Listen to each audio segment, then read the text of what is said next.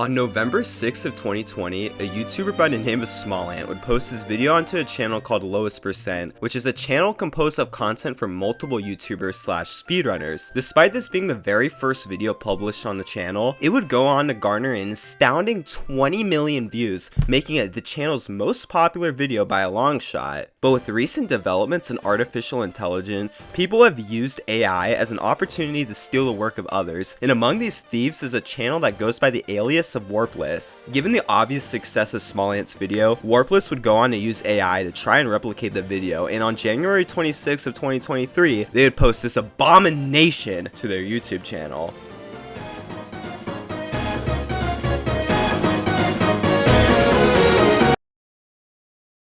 Before I get into the sheer goofiness that is this video, I just want to mention that this is not the only time the channel has stolen a video. In the past, they took this video from a YouTuber by the name of A.I STOLE and tried to adapt it as their own through AI. Just like the Lowest Percent video, Warpless not only copied the title word for word, but they also took this video because it is the most popular one on A.I STOLE's channel. I mention this because without even showing you guys anything, we now already know the intentions behind Warpless. It's very clear that each video they post is posted with the intention of maximizing views while simultaneously minimizing actual effort. With that being said, I am now going to show the first 15 seconds of both videos. I want you to pay attention to both the narration alongside the visuals in each video. All 3D Mario games have some kind of unique companion that makes them interesting and different from each other. Sunshine has Flood, Galaxy has Luma, 64 has the Cloud Guy, and Super Mario Odyssey has Cappy. Video game speedrunning has evolved into an art form, and many of the most stunning and remarkable games played by speedrunners are Mario games. Mario games are entertaining to play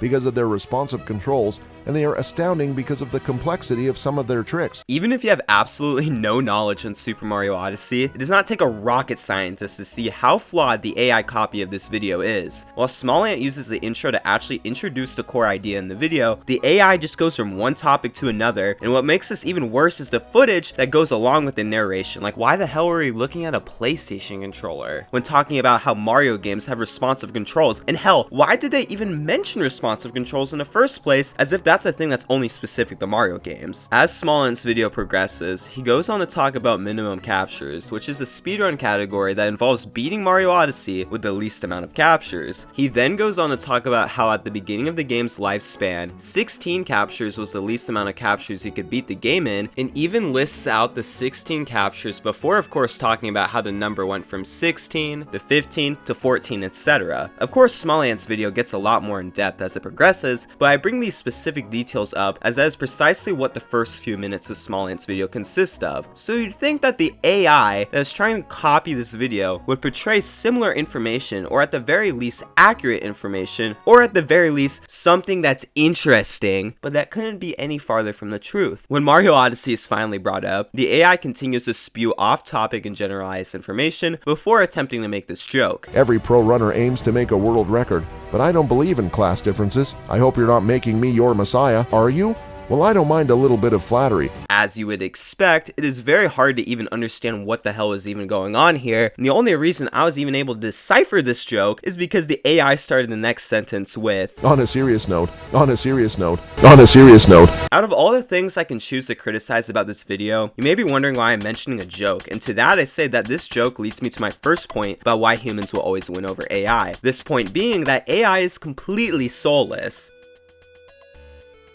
To make a good joke, let alone a good video, you have to have a personality. Sure, you can go to ChatGPT and ask it to write a joke for you, but since it's not human, it's not going to have elements that would usually make a joke funny, such as the person's tone of voice, their delivery, or even a facial expression. Or what about the video editing? I mean, the AI technically has access to all the same software, so in theory it can optimize an idea to its fullest, but no one watches videos because they are optimized. People watch videos because they are special, insightful, funny, or just flat out creative, all of which are things that a piece of software cannot write an algorithm for. Going back to the AI video, we know that this video is about minimum captures. We also know that this video is 8 minutes long, which is funny because Smallant's video is double the length, despite the AI going off topic so many times. So with that in mind, I want you to take a guess as to how long it takes the AI video to actually show a piece of footage that relates to minimum captures.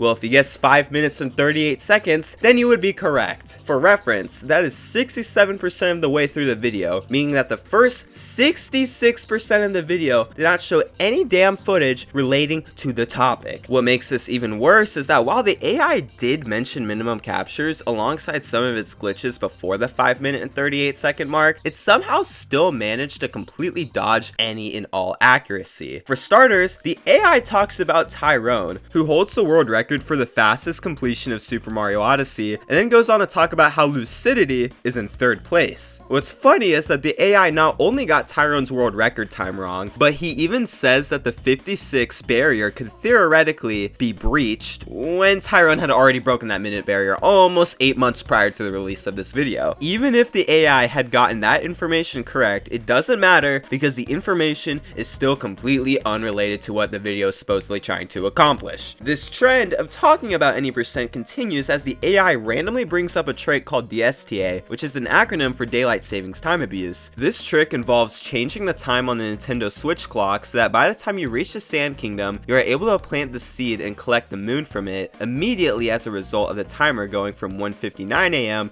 to 3 AM, thanks to the Daylight Savings change. While this trick can be used in minimum captures, it is not exclusive to the category, and as you can imagine, the AI used some good old Odyssey trailer footage as its visuals. But after 3 minutes of unrelated dialogue, the AI finally mentions a trick used in the minimum captures run, and that is the wet nut glitch. Now I know this is probably the goofiest name for a speedrun trick, but this is unironically one of the most crucial discoveries when it comes to minimum captures. So let's see how Small Ant introduces this trick in comparison to the AI. At the end of November in 2017, just a month after the game came out, 000AJ discovered a glitch using a nut.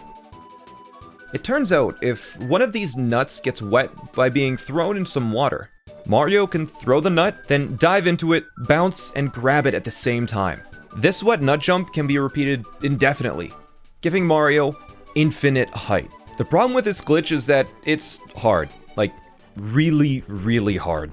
Through some amazing glitches, nut jumping is definitely one of them. When a huge seed touches the bottom of any body of water, nut jumping, sometimes referred to as limitless nut jumping or the wet nut glitch, enables Mario to jump indefinitely high. As a result of the trick's reputation for being incredibly hard to repeat after several attempts, relatively few players have developed the consistency required to use it successfully. Not only is Small Ant actually showing off the trick as he is talking about it, but he has concise explanations, focused editing, and most importantly, the tone in his voice mimics the content of what he's talking about. Meanwhile, AI's narration is so bad that the AI editing mistaked nut jump for no jump, and on top of that, there's no nut jumping on the screen, but rather this shitty stock footage. If we go back to Small Ant's explanation of the trick, we see that his explanation serves as a segue into Grady actually pulling off the trick for the first time in a minimum captures run, which serves as a pivotal point in the video. Moments like these are why the viewers clicked on the video, because they are truly showing how speedrunners are aiming to beat Mario Odyssey without Cappy. So while the AI brings up the wet nut glitch, the reasons for its importance alongside the story behind the trick are completely absent. When the wet nut glitch was discovered, it brought down the minimum amount of captures to 13. If you've seen the end of Small Ant's video or know anything about the category in general, you'll know that this number of 13 eventually gets brought down to 3. So before I make my final set of roasts towards Warpless, I think it's important that I briefly explain how players brought the minimum amount of captures down to 3, because we sure as hell know that the AI didn't provide this important context. In Cascade Kingdom, players have to capture this golden chain chomp 3 times to defeat this boss fight. That would usually be required to progress through the game. However, 04 Dude would prove that through 2-player mode, you are actually able to do this precise trick that allows for Cappy to collect the checkpoint on this otherwise inaccessible island. While all you get is 1 moon for getting to this island, this is exactly what players needed, because beforehand, only 4 moons were able to be collected before fighting Madame Brood, but thanks to Discovery, 5 moons could be collected, meaning that you could leave the Cascade Kingdom and avoid the 3 golden chain chomp captures, bringing the total amount of minimum captures down to 10. In Bowser's Kingdom, there are 6 wires that you normally have to capture to progress from island to island, alongside this Pokio, which is used to scale of this ginormous wall. As we already know, the wet nut glitch is used to skip one of the wires in Bowser's, which makes our wire count go down to 5. But thanks to a trick discovered by Circle, which would go on to be coined as the Cappy Return Cancel, otherwise known as the CRC, players are able to do this.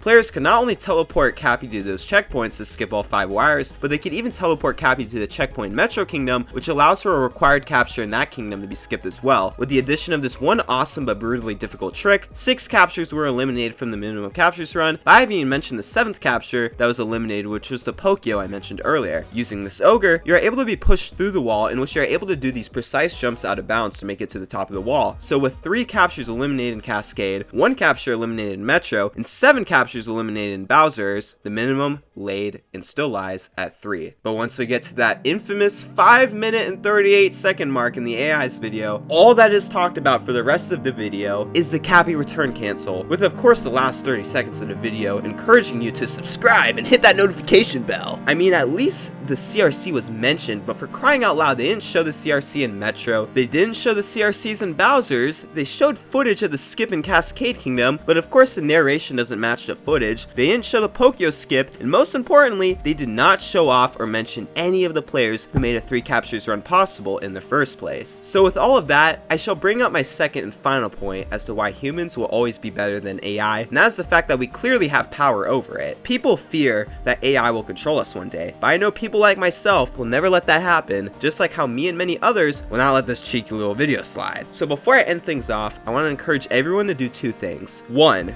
report this video, because while the video itself has received loads of backlash, it's still surprisingly up on YouTube. 2, if you have time, I'd suggest you watch A.I STOLE's video, which I'll link in the description alongside all other relevant information. While this video has been about artificial intelligence, I'm at least happy to have shared some anto-intelligence.